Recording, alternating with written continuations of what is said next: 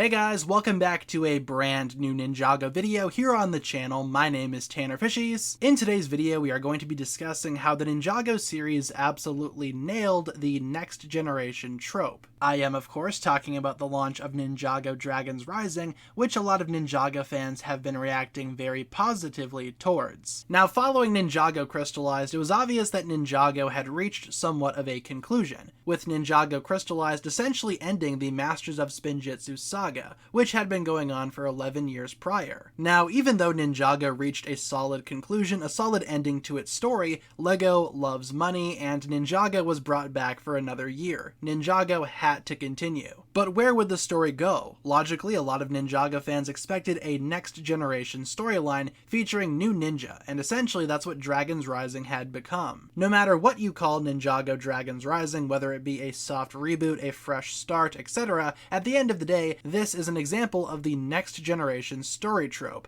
but done extremely well. Initially, a next-gen Ninjago idea would logically follow the storyline of the ninja's children, new elemental masters with the exact same powers. Even in my fan-made Ninjago story, Ninjago Cessation, that I wrote a couple of years ago, which was essentially my dream ending for Ninjago, that's how the story ended, with each ninja having a blood descendant to pass their elemental powers to, essentially making a very traditional next generation. But I'm glad that Ninjago Dragons Rising decided to not go this route. Instead, what Dragons Rising did was infinitely better in my opinion. Dragons Rising starts with the introduction of a couple of new characters, primarily the characters of Eren and Sora, two new fresh faces that are essentially the main characters along with Lloyd, of course, but these two are front and center of the new storyline, with each having their own dedicated backstory explored in Dragons Rising, and each having a particular skill that makes them a valuable member of the new ninja lineup. At the same time, Ninjago is still paying attention to its older ninja, with Kai, Nia, and obviously Lloyd having a pretty big part in Dragons Rising Part 1 alongside these new characters. Like I said, they are not the main characters, instead Eren and Sora are, but I think this is the best that LEGO could do when it came to pleasing both sides of the spectrum here. Some Ninjago fans are not opposed to a next-gen idea. Some Ninjago fans hate that idea. Luckily, LEGO and Ninjago found a way to appease both sides by creating a next generation but keeping the older ninja around. That way Ninjago can get its fresh coat of paint following Ninjago Crystallized, but older Ninjago fans can still follow the adventures of their beloved characters. Like I said though, what I love most about Dragons Rising Part 1 was the introduction of new fresh faces. Eren, for example, being a Spinjitzu prodigy of sorts, having been, allegedly, the only one for a long time to teach himself Spinjitzu, without having a master or sensei to guide him. Now naturally, Eren's Spinjitzu is not the best Spinjitzu that we've ever seen,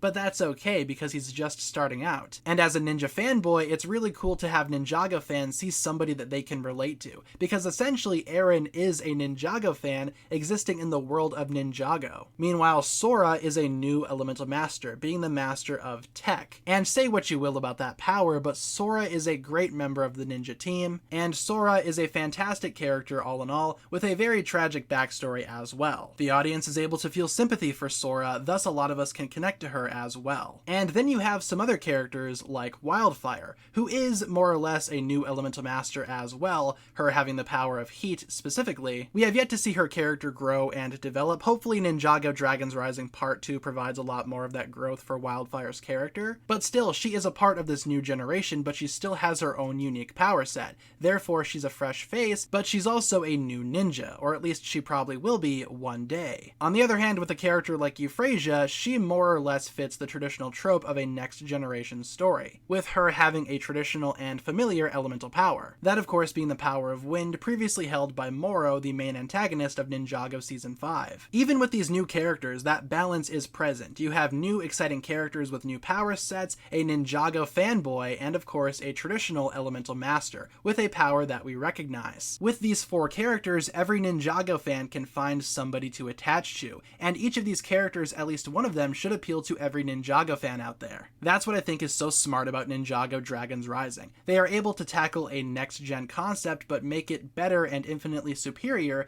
than a simple, traditional next-gen story. And putting them alongside the older generation of ninja was also such a good idea. Now, don't get me wrong, even though the older ninja are not the main characters, they still have something to do in terms of being mentors for this new generation. Thus, their characters keep developing. The familiar faces that we see in Dragon's Rising Part 1, Lloyd, Kai, Nia, etc., they are not in the same place that they were during Ninjago crystallized. These are older ninja with years of experience. They are wiser, they are stronger. They are no longer the center of the story, and that's okay. Instead, this older generation is here to assist the newer generation, much like how Master Wu assisted them back in the day. This is especially true in the case of Lloyd Garmadon, who does return, and I suppose you could argue that Lloyd is a main character alongside Eren and Sora, but he very much is the teacher or mentor figure that Master Wu was to him. The torch has been passed, and now Lloyd is truly the ninja sensei. I loved seeing where Dragon's Rising Part 1 took Lloyd's character in terms of him developing his own sensei or master skills, because that was logically the next step to his character. There were only so many stories that LEGO and Ninjago could have told regarding the special green ninja.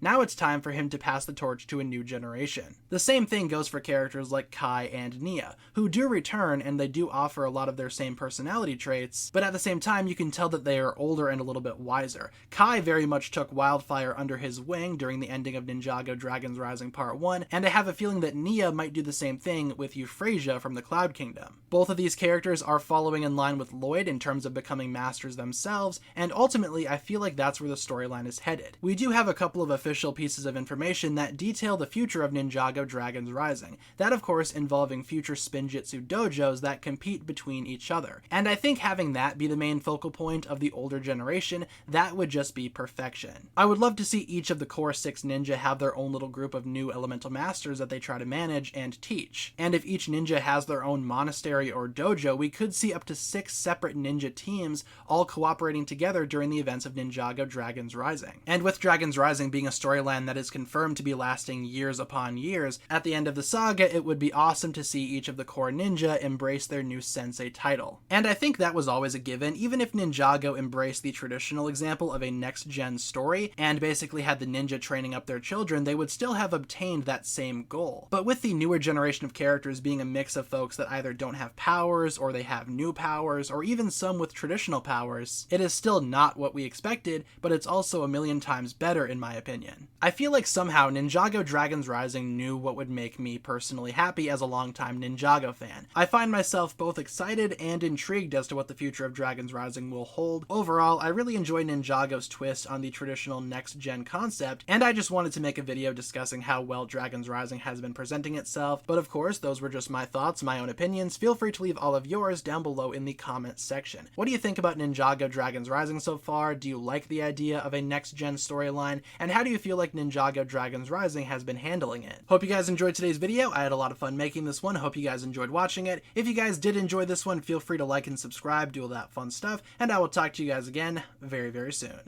Peace.